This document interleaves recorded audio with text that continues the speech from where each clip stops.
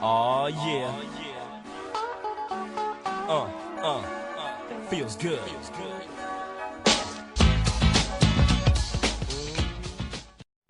Hey, what's up, y'all? It's your girl Songbird, Dante Black.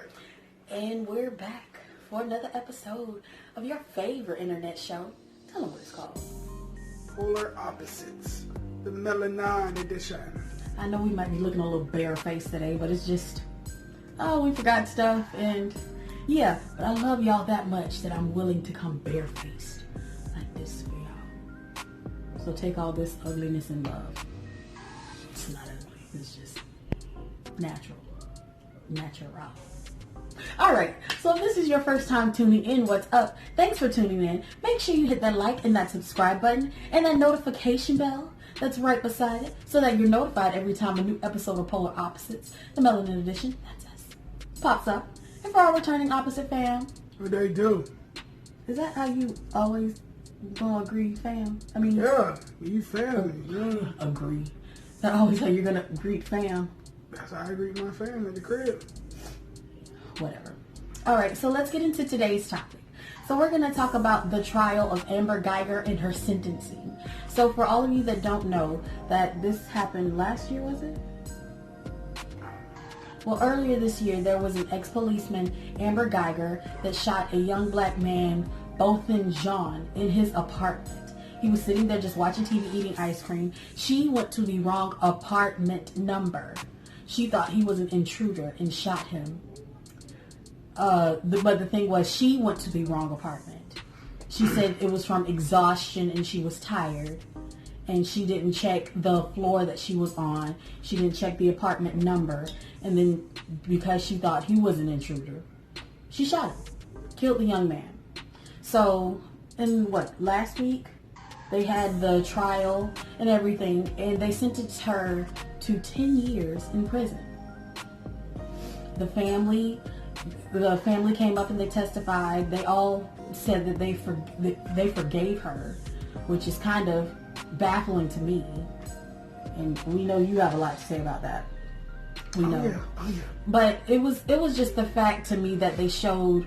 I understand about showing compassion, but the fact of the brother hugging her, the judge hugging her, the bailiff, or what was it, the security guard, the officer was over there. Her hair got all messed up, fixing her hair back and all this stuff. I'm like, now if the shoe was on the other foot, if this young black man had shot this white woman because he walked into the wrong apartment, everyone knows that this man would not even live. He probably wouldn't have even lived to see his trial.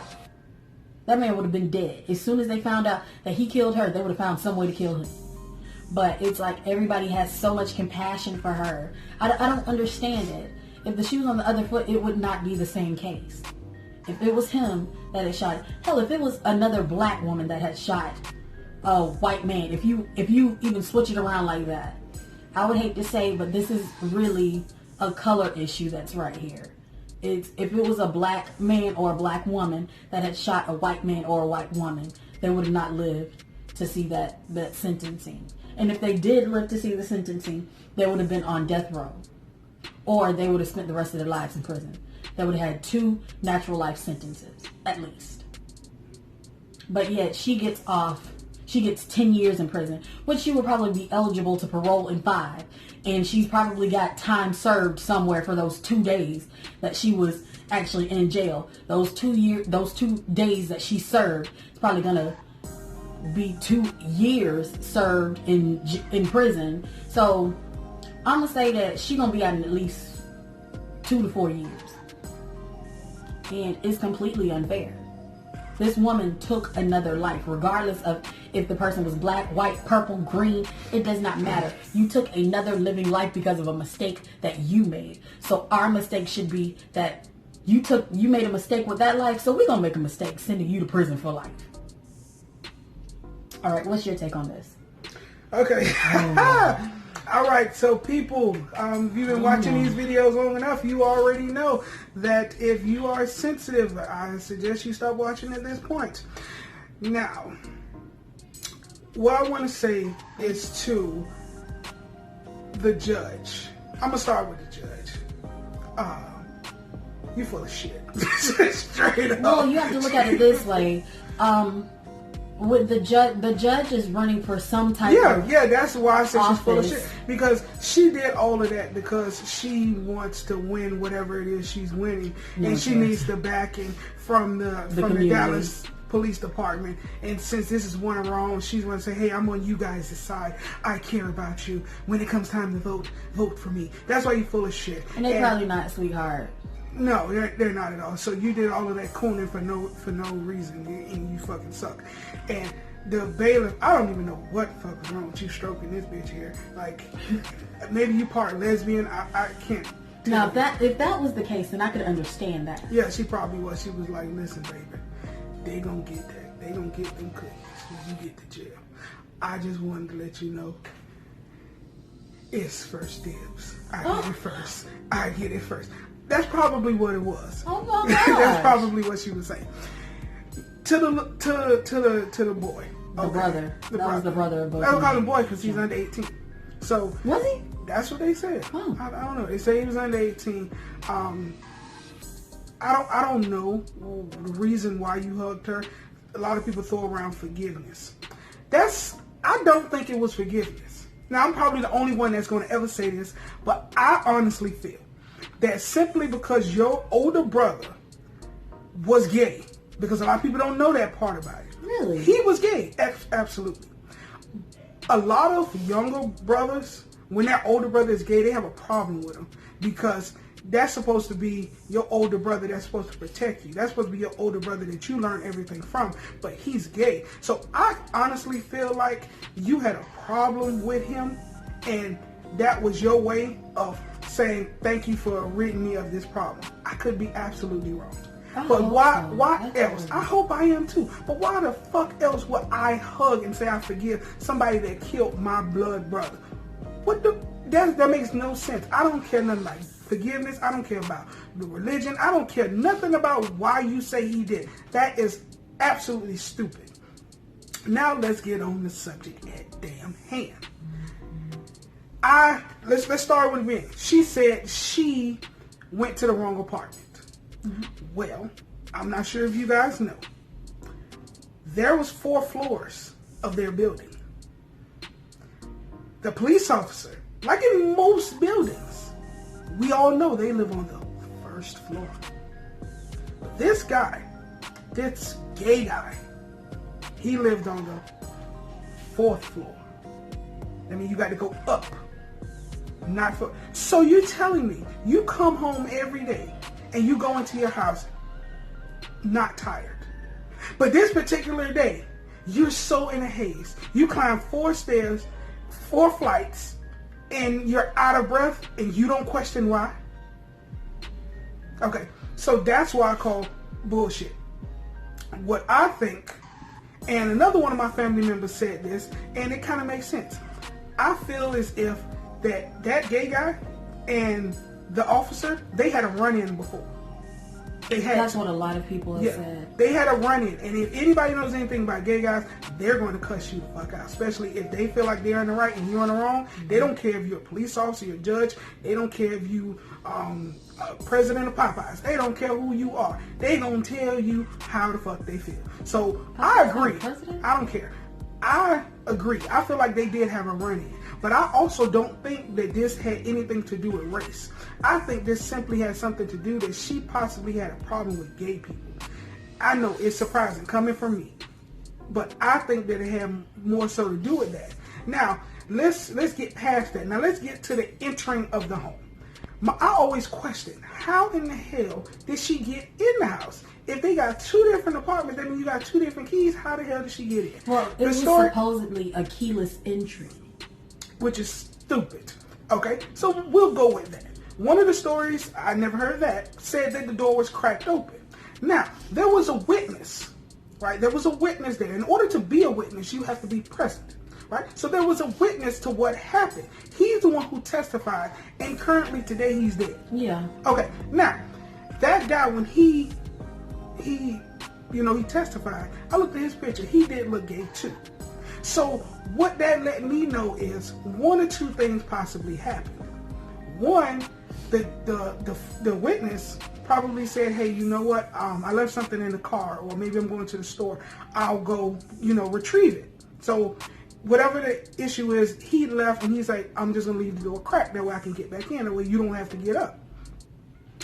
And he went down. She took that as her opportunity to come in, because how else would you get in the house? Keyless entry or not, you still have to have some type of magnetic key or some type of device that ties you to that apartment. Because it's unsafe if all of us in this whole building get one key fob or the same code key fob and you can go into everyone's apartment. It doesn't make sense. So that's why I call bullshit on that. The second thing I think happened, I think she may have came up there, maybe knocked on the door, and the witness may have went out to help her or something, or something happened to get him away, and then she went in and handled her business. Now, the whole story of I went into the wrong apartment by accident. First off, it's not on the same floor. I've lived in an apartment before, you lived in an apartment before. Most of us who's watching this, we've been to apartments before. There are no two apartments the exact same. No two apartments got the same couch, the same paintings on the walls, the same dishes, the same rugs, the same layout, the same TV. That is complete bullshit. I call bullshit on that. Then she said after she shot him, she went to do CPR to try to revive him and all that other stuff. Okay, the report shows there's no blood on her hands, there's no blood on her clothes, there's no blood on her shoes, there's no blood anywhere. And then they also looked at her phone record. This hoe was texting her lover asking what should she do. Bitch, you're a cop. You should know what to do. You shouldn't even put yourself in that situation. So I think that this whole thing had to do with him being gay and not black. Now for her to get 10 years, that is bullshit. It is bullshit. You got a guy that shot a police dog and got 45 years. You got a black lady who someone was trying to break into her house. She shot a warning shot and she got 20 years. But you take a life of a unarmed black man in his home and then you want to try to defend that? Like that doesn't sit right with me. And that should be a wake-up call for all of us. All of y'all that's yelling forgiveness, because I got in an argument with a couple of people about this forgiveness situation. It's stupid. If you kill me, if somebody kills me, right, and you say you love me, do not forgive them at all. No, that's not what I would want. I don't want nobody to say, oh, he would want you to forgive. No, I don't. I'm letting you know now. You want riots, tearing shit up. I want you to burn the house down. I want you to kill everybody in their family.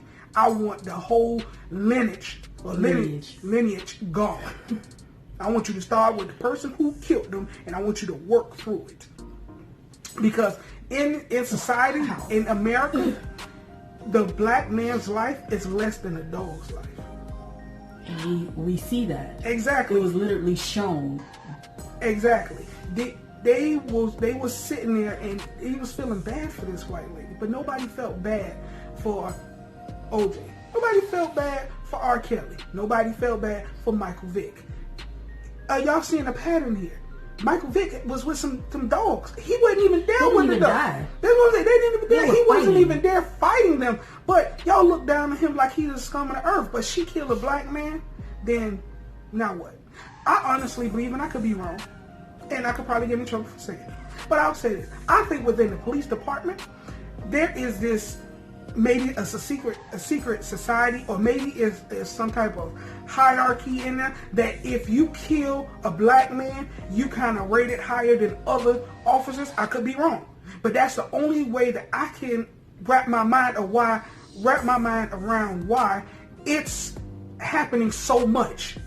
That these police officers are killing us so much. It has to be something within the police department to say, well, you killed the black guy. Oh man, respect. You ain't shot nobody. You ain't shit. Hey, I got this gay guy that live on the 4th floor of my building. He cussed me out the other day. Watch, I'm gonna get my respect. That would be horrible if that's the case. But it's happening too often. It's happening way too often and too frequently for it to not be. And all of these people are getting off. What is his name? Gardner, who got choked out. Eric Gardner. Eric Gardner. He got choked out. None of those police officers got fired. They got put on administrative leave with pay. That's a vacation, people. These are vacations. They didn't get fired. They didn't have to serve no jail time. And all of them are still working. They're now presently still officers. Exactly.